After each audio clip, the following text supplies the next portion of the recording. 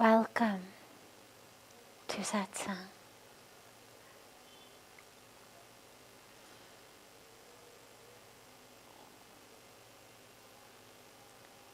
Such a joy to be together with you all.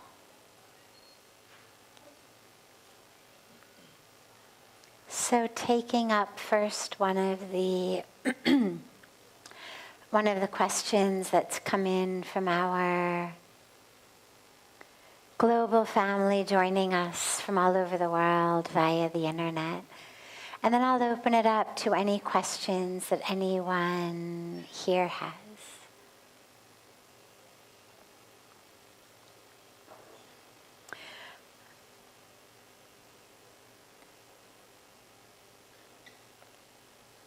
How can we shift our path in life with the most grace and ease?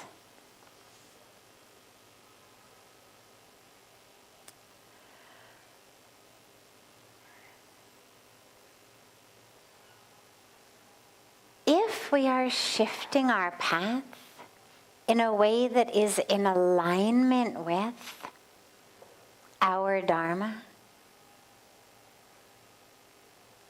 the will of the divine, we say, thy will be done. Well, there will always be grace. We don't have to bring that grace. The grace is there.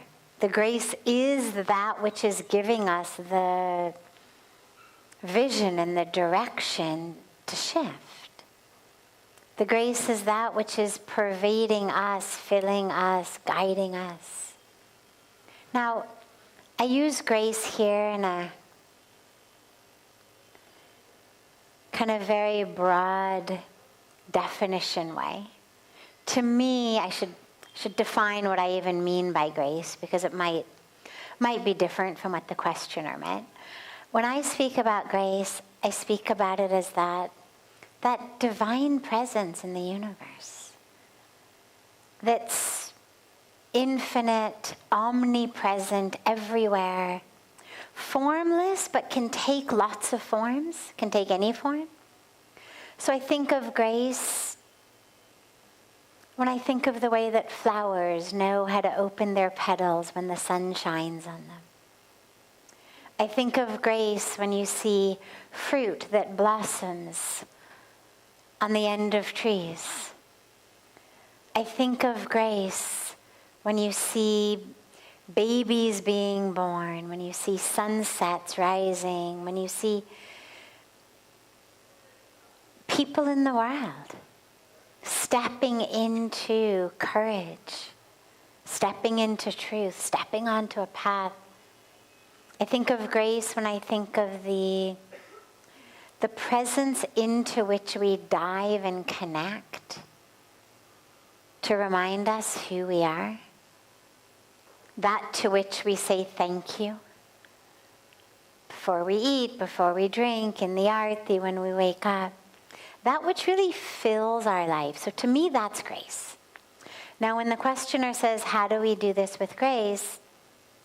Maybe they just mean in a nice way. Because, sometimes people say, oh, she's very graceful. And really what it just means is like you don't knock things over as you walk through the road. If you stumbled and tripped on the table, nobody would say, oh, that was very graceful.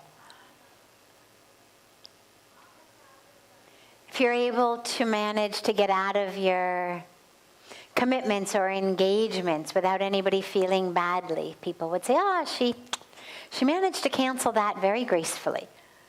Like she got out of it, but nobody felt hurt or badly. So if that's all you mean, then you're thinking too small.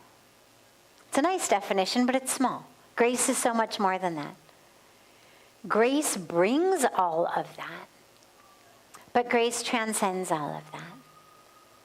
And grace is still there even if you trip over the table. It's not that which is so fleeting or shallow that if you knock over a glass or trip on a table or do something that is undeniably clumsy, it doesn't mean that there isn't grace in the moment. So when I think about shifting our path with grace and ease, as they asked, you would only shift your path if there was an experience from grace, an inner experience, a knowing, an intuition that led you to shift. When I think about trees, this is my favorite example. I'm a nature person, I'm a mountain person, I'm a tree person. And trees tend to grow up. It's the way they grow. Look around, every tree grows up. But every once in a while you see a tree growing sideways. Now she does that not just because she's a rebel or some kind of mutant, but actually for a very brilliant reason. Trees need sunlight. They get their energy through photosynthesis, through the light of the sun, quite literally. They take that light and they turn it into energy. On some level that I don't have the scientific background to know, that tree, as she's coming up out of the ground, knows intuitively that somehow if I grow 7 feet vertical, there's not going to be sunlight. There's too many other trees. The canopy is too thick. And so instead, she grows horizontally to a spot where more light will shine on her. Now, she only does that when there is some kind of a sign, a signal, an intuition, an intelligence to make her do that. It's not a genetic malfunction. And so the same thing in our lives. We should only change course, shift, make big shifts when there's a calling to do so. A lot of us have a disease. We are addicted to drama. And I say this as someone who suffered from the disease. We are addicted to the ups and downs of life. And so when things get undramatic, interestingly, as may happen as you start on a spiritual path, as may happen when you get into actually a healthy relationship, suddenly things are not dramatic. And for those of us who are addicted to drama, that can feel really boring. Oh my God. Like, if we're not going to fight, what are we going to do? If there isn't that tension, if there isn't the jealousy, if there's not the... we get bored. And so a lot of us change course in our life simply because we are bored. Right? It's that sense of like, oh, tired of my toothpaste. I've actually heard people say, I need to try a different brand of shampoo. I'm tired of this one. You think, really? Tired of your toothpaste? Like, how would you get tired of your toothpaste or tired of your shampoo if there weren't something within you that was in general bored and needed even the basest form of variety in order to just make it through the day? Otherwise, people use the same brand of toothpaste forever. If it works, why bother changing it? If your shampoo works, why change it unless you discover that it's, being tested on animals or cruel in some other way, or you discover that the company is, being funded by the tobacco industry or something. But other than that, there's no reason to change unless we have this.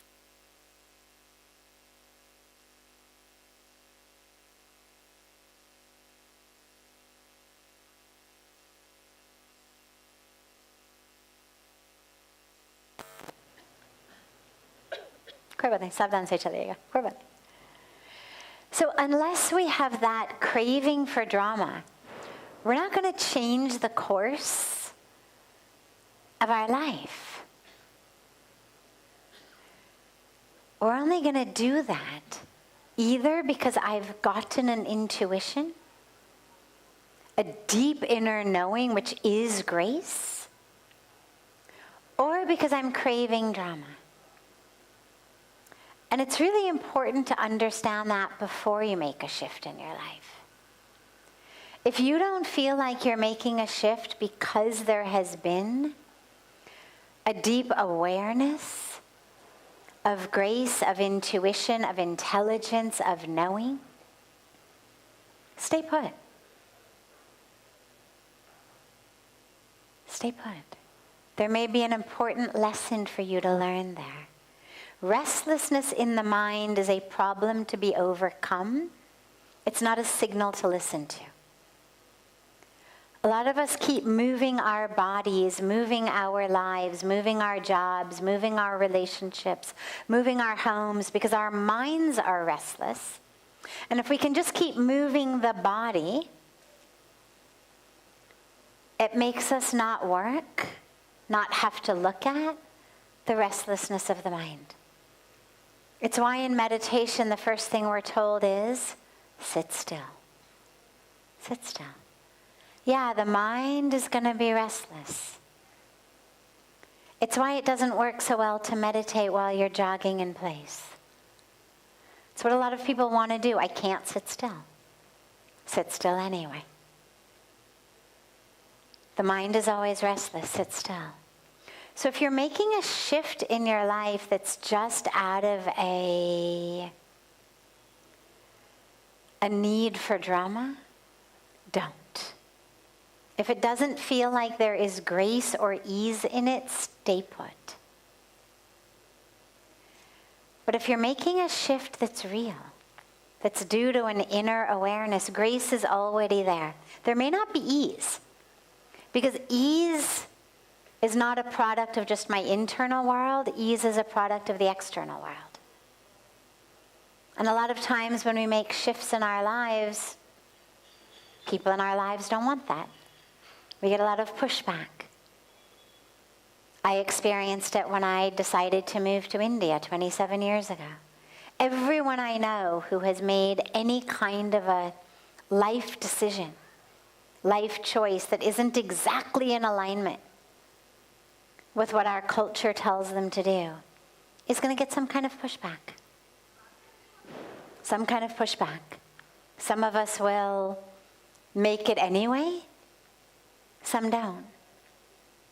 One of the reasons that my mom finally had this beautiful, beautiful courage to support the decision that I made to move to India was because when she was young, in her 20s, she had wanted to join the Peace Corps. And her father had convinced her that if she went away for 2 years to join the Peace Corps, all the good men would be gone by the time she got back. She was, 22, 23, maybe 24. And her father convinced her not to go. That if you go, there won't be any good men left by the time you get back. And so she stayed. But didn't want that to happen to me. And so she was able eventually, after the initial rebellious phase, she was able to find that courage in herself, to support me, to make there be more ease in the decision I was making. Because she didn't want to do to me what her father had done to her. But typically there's always a lot of pushback. Any decision we make that's not in exact line with kind of the status quo, the culture saying, get this degree, get this job, make this amount of money, marry in this way, have a home in that way, do this, there's going to be pushback. There's not always going to be ease. So I wouldn't require ease. If you look at a butterfly coming out of a cocoon, or a baby chick hatching out of an egg, or a baby being born from a woman's womb, you'd never use the word ease to describe that. Ask any woman who's ever given birth what it was like, and they could throw out 100 words, and easy would not be amongst them. There's grace. She may not feel graceful in the moment, but there's the power of grace. My God, new life is coming forth. But it's not ease. So don't look for ease. Look for grace and look for truth. Ease eventually will come, but don't expect it to be part of the shift. Nothing was born in ease. Seeds crack and break. Eggs crack and break. Cocoons crack and break. Women go into labor that is called labor for a reason. It's not ease, but it's grace, and it's truth. So if your choice is that, ease eventually will come, but it may be a very long time later, so don't necessarily look for it. Any questions that anyone here has? Any questions? Yeah, sure. He's just bringing you the mic.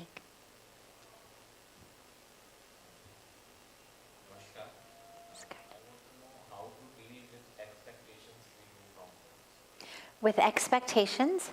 We do from others. How do we deal with our expectations from others? They won't get fulfilled. Expectations that others have of us or that we have of them? We have them of other people. So, Pujya Swamiji always says, expectation is the mother of frustration. Acceptance is the mother of ease and peace and joy. So the only way to deal with expectations that we have of others is through what we would call Jnana Yoga. Right? We speak frequently about different paths to the divine. Path of devotion, bhakti. Path of action, karma. Path of wisdom, jnana. This is a Jnana Yoga path, meaning it's a path of deep introspection. This is actually something that your mind is going to be your friend in helping you do this. Let's say that I have an expectation that you're going to be on time. Okay? I'll give you another personal example. So, when I was growing up, every day my mom would say to my dad in the morning, "What time are you coming home?" My dad would say, let's say 7 o'clock. Sometimes it was 6, sometimes it was 6:30, sometimes it was 7, depending on work. But let's say he said 7 o'clock that day. By 6:45, by 6:45, my mother was already at the window saying, "Where is he? Where is he?" Because her expectation was that he should not only be on time, but he should be early. She was someone to whom time management was very important. And 7, you learned with her, 7 actually means 6:30. By 6:45, you're already late. Now, that expectation caused her a lot of distress. Because to my dad, 7 o'clock meant 7, 7:10, 7:15, maybe even 7:20. Like, there's traffic sometimes. You have to stop for gas sometimes. Life happens. It caused her a lot of stress. I remember being young and standing by the window with her saying, "It's okay, Mom, it's okay. He's coming, he'll be here." Now, this is really something that all of us in our lives have to say to ourselves. Is it worth it? Is the expectation worth the stress? If I expect that you're going to be home at 7 o'clock, if you and I are married and I expect that you're going to be home at 7 o'clock, and you run late every single day, but every day I expect you're going to be there on time, I'm going to be stressed and miserable. And so I have to ask myself, just through a pure path of introspection, Jnana Yoga, is it worth it? What am I achieving? What's my ultimate goal here? Is my goal to have some reason to be able to be miserable? Or is my goal to live in peace? Is my goal to be happy? Is my goal to be free? So whatever you're expecting of someone, you've got to ask yourself, is it worth it? If I expect that everyone is going to like me, and everyone is going to be nice to me, and everyone's going to respect me, and no one is going to say anything bad about me, well, I'm setting myself up for misery. Because it's impossible that everyone's going to like me. It's impossible everyone's going to respect me. It's impossible, especially in a place like India, that nobody's going to say anything bad about me. It just goes completely against the fabric of society. But if I expect that, then I'm setting myself up to be miserable. And so every time I find out someone doesn't like me, or someone doesn't respect me, or someone said something nasty, I feel hurt. And eventually you say to yourself, what am I doing here? Is this worth it? Why do I need every single person on the planet to like me in order for me to be happy? Why do I need you to come home at 7 o'clock? Like, why? Why is 7 o'clock objectively a much happier time than 7:15? Is it possible that I could shift my vision of 7:15 to being a happy time? Of course I can. Is it possible that I could recognize that in the same way that different people like different foods and prefer different flowers and enjoy vacationing in different places and enjoy different music, that they're going to enjoy different people? Of course it's possible. But I have to be prepared to do that if my ultimate goal is peace. When we hold on to expectations, we have to be very clear that I am not working toward peace, because this expectation itself is keeping me from it. So ask yourself very clearly, if you find that you're stuck with expectations, just ask yourself clearly, like, is it worth it? What am I gaining from this? And you'll find, hopefully, that it's not worth it, and you let it go. Or lastly, and then we'll come to you, lastly, you may hold an expectation, but not necessarily feel entitled to it being fulfilled. For example,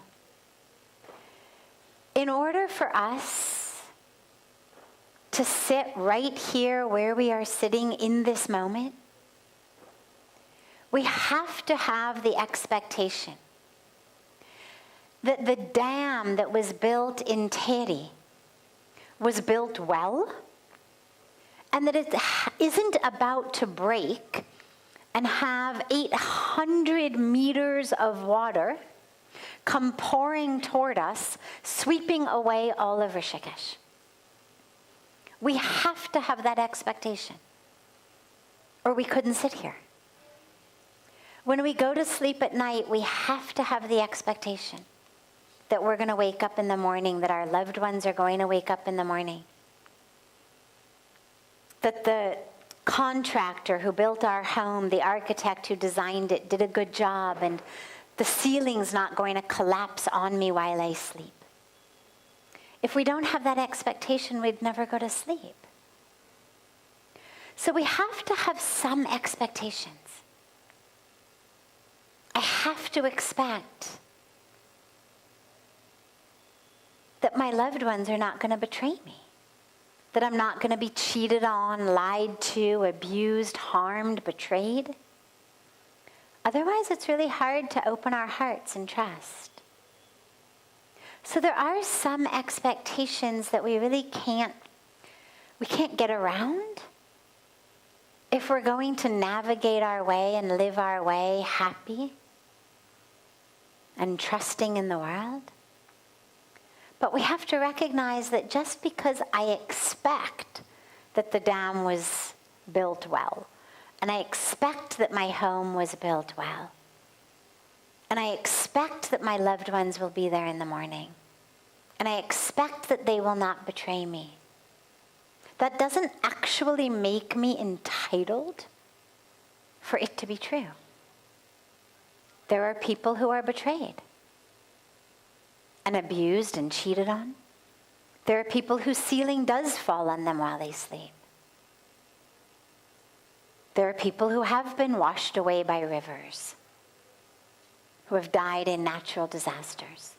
So there's some element of expectation that we do hold, but we hold it with kind of a light grip, with the awareness that, yes, I need this expectation in order to walk through my life. But I don't actually feel so entitled to it happening that when a loved one does die, or if my house does burn down, I don't feel, in addition to the sadness or the anger, I don't feel betrayed by the universe. I don't feel like I've somehow been single-handedly picked out for bad luck. But I recognize, yeah, it was an expectation. I held it. Didn't come true. As it turns out, I didn't really have any entitlement to expect that because things happen. It's the only way around it. Otherwise, you suffer your whole life. Yes.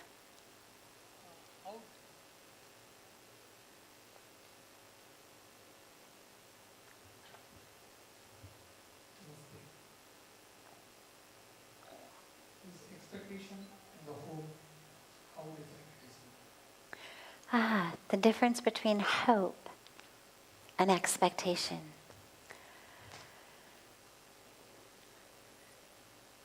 They're vastly different. They're vastly different. But they can both lead to misery, depending on how tightly they're held. Expectation, I would say, is much, much, much stronger hope. Hope is, oh, it's my birthday tomorrow, we have a picnic. God, I really hope it doesn't rain. But if my birthday's in the middle of the rainy season, I may hope it doesn't rain, but if I'm intelligent, I'm going to be really aware that it very well might, and I'm going to have a rain plan. For me to have an expectation that it won't rain on my picnic in the middle of the rainy season is setting myself up for misery. So they're in the same spectrum. Typically, expectations cause more pain because typically when we have a hope, we realize, it might happen, it might not, but I sure hope it does. I hope they have my favorite flavor ice cream, right? I hope my football team wins. We have a lot of hopes. But when they don't happen, we're usually not miserable. It's the expectations that make us miserable. Good. Other questions? Yes.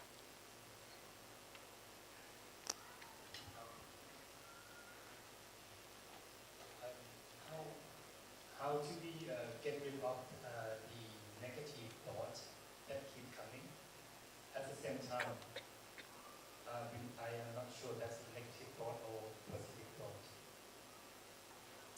how to get rid of the negative thoughts that keep coming, and also how at the same time to even be sure if something is a negative thought or a positive thought. In general, negative thoughts make us contract. We feel smaller. I'll give you a few examples so you know what I mean. I hate them, right? Even my face contracts, right? But your heart contracts, the body contracts. I hate them. Nobody ever says, I hate them. I mean, you just wouldn't do it. You wouldn't do it. If you were a choreographer of a stage play or a drama and you had some character with the line, I hate them, you would never say, oh, and while you're saying that line, I want you to do this. Because the audience would say, that makes no sense. I hate them. Nobody talks like that. Right? You'd say, very amateur actor. I hate them. We contract. Or we say, nothing good happens to me. Everything bad happens to me. I'm worthless. I'm useless. Again, I contract. See my face, my body, my heart. I contract.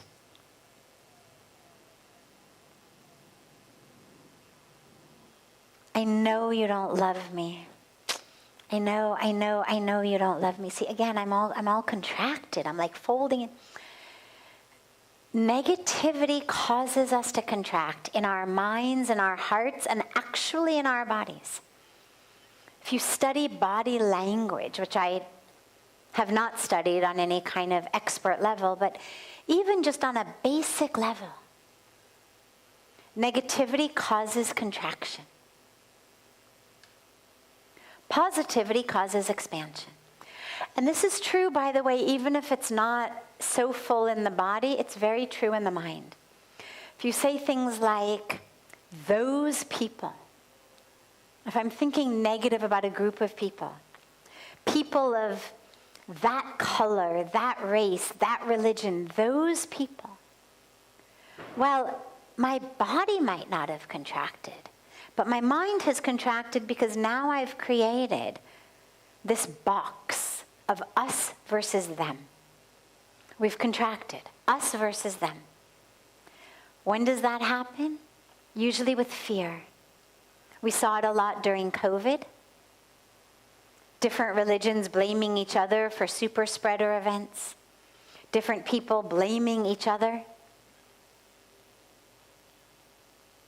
People who are getting vaccinated or causing this, people not getting vaccinated or causing that. It was just nothing but polarization. We were each building boxes that got smaller and smaller and smaller and smaller with each day as we pushed more and more people as other away. Fear is a negative thought in that way. So it causes, when there is fear, there is contraction. We contract into us versus them. It happens in war. Even if you don't have any particular animosity against the other side, you're going to contract into us in a time of war simply out of fear. We're seeing this happen in so much of the world today. Even if people on the ground in Israel or in Palestine didn't necessarily, prior to this, have any borders or boundaries. The most open-minded, open-hearted, interfaith, oneness, peace-loving people. Well, you put people in a situation where they are in fear of their lives, and that fear causes contraction. And it's why we see even more division. I remember talking to someone a few years ago who had lived in the former Yugoslavia and was telling me about how when the war broke out, how people who had been best friends, next door neighbors forever, never thought on the basis of race or religion, suddenly were bordering their doors up against each other, like using the big locks and literally boards to close their doors against each other in fear. Because suddenly when there is threat of violence, threat of harm, threat of lack, we contract. So the way to know if a feeling is positive or negative is notice how it makes you feel. Do you feel expansive? Does your sense of I and we expand, or does it contract? Does your heart expand or contract? Does your mind expand or contract? Does your body expand or contract? And that'll let you know. And then how to deal with the negative thoughts. A lot of ways. The first way is just to notice them and to recognize they're just a thought. We give our thoughts a lot more credit than they're really due. Thoughts are critical when they lead to action, but if we're able to be simply mindful of the fluctuations of the mind, there's anger. There's greed. Isn't that interesting? There's jealousy. Look at that. Wow. Hi, jealousy. If we're able to just notice them, they actually go away quite quickly and there isn't really much we need to do. If you've ever tried to watch your thoughts, what you find is it's so hard because they keep changing. Our thoughts move at 1,000,000 miles an hour. So you have a negative one, by the time you even realize it's a negative one, it's gone. So one way is just don't pay attention to them. Don't let them get you down. Recognize it. That's fear. Okay. I'm going to exhale. I'm going to open. Quite literally, I'm going to just open my arms like this, which is very difficult to do if I'm really afraid. And so interestingly, one of the beautiful ways of just dealing with fear is just open your arms as wide as you can. Because it's literally, it opens your heart and you cannot, or at least I cannot, and I've tried, cannot simultaneously hold this pose and be really afraid at the same time. So sometimes actually just changing the body. I remember when I was in university and I was always very, very stressed, and I would go to yoga class. My yoga teacher would see me. He could see in my eyes that I was not in good shape, and immediately would just have me do a whole bunch of back bends. Back bend after back bend after back bend after back bend. And as my chest, physically, there was no therapy. He didn't say a word to me other than again, again, again. It was the only word he said.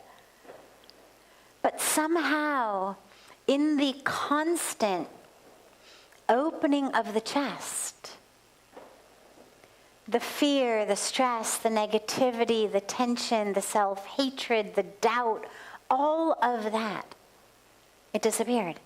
And after each one, he'd look in my eyes to check, was I okay? And he would just literally have me do them. He'd stand in front of me, he'd put 2 fingers behind my back and push. And I'd go down and catch myself, and then he'd pull me back up, and he'd push me again, back up, down, up.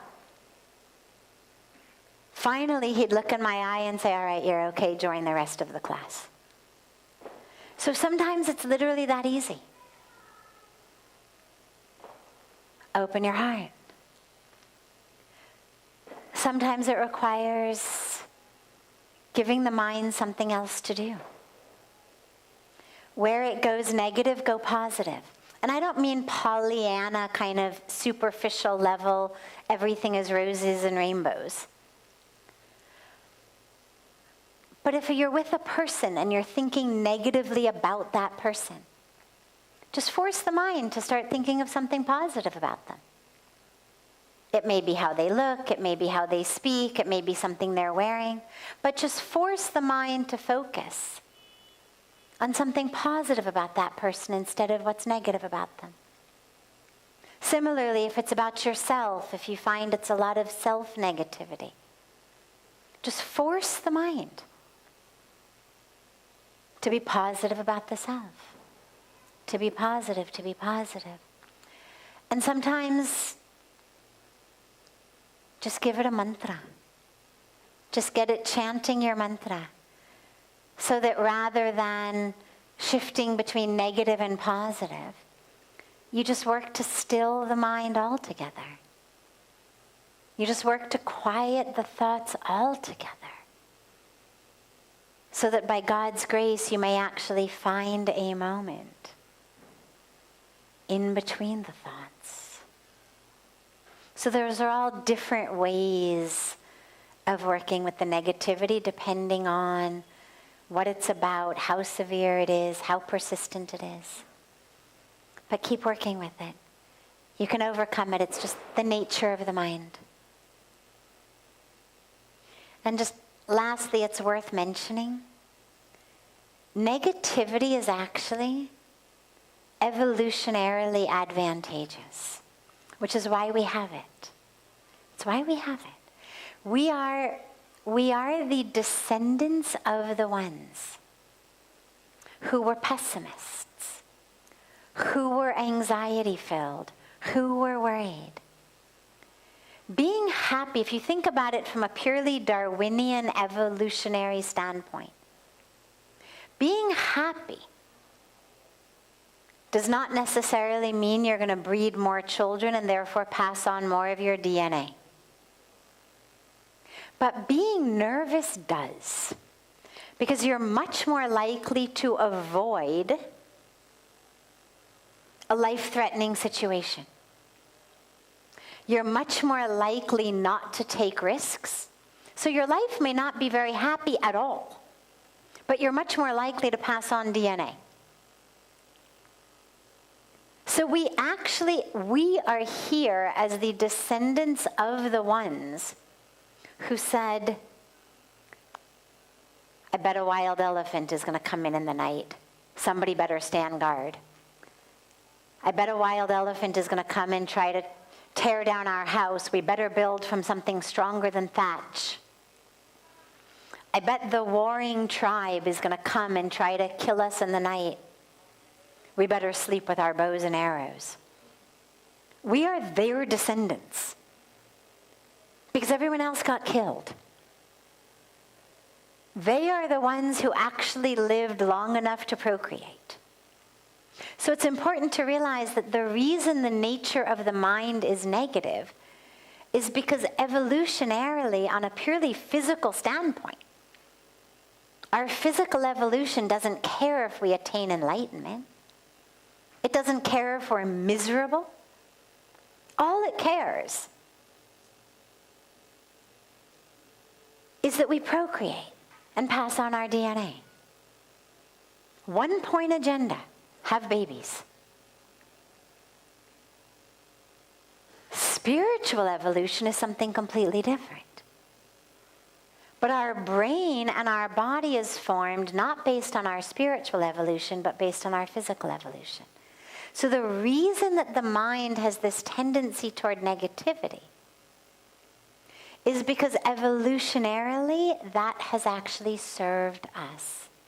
They've done studies, scientific, psychological studies that show that pessimists are actually right much more frequently than optimists. But optimists are much happier. And so we have a choice in our life when we choose kind of how are we going to be.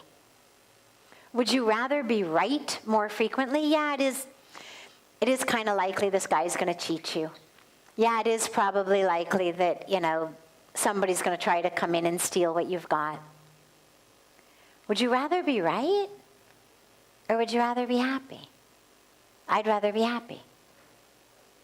And if it means that every once in a while I get taken advantage of, so be it. I'd much rather that than spend my life assuming everyone's going to take advantage of me and be miserable. But as we're thinking about this optimism, pessimism situation, it's interesting to realize that actually pessimists are correct more frequently than optimists. Again, which is why it is the default mechanism of the brain. Because if they're correct more, when the world is a threat, they're much more likely to pass on their DNA. So understand that's the nature of your brain, the nature of your mind. But you can overcome it. Because we are not looking to just have babies and pass on DNA. We're looking for enlightenment. We're looking for moksha. We're looking for liberation. We're looking for God realization. And so we have to be able to swim literally up current against that which may have been physically, evolutionarily advantageous for our ancestors. And you can do it. It just takes attention and intention. Wonderful. Have a beautiful, beautiful rest of your evening, everyone. I look so forward to being together tomorrow, and so much love to you all.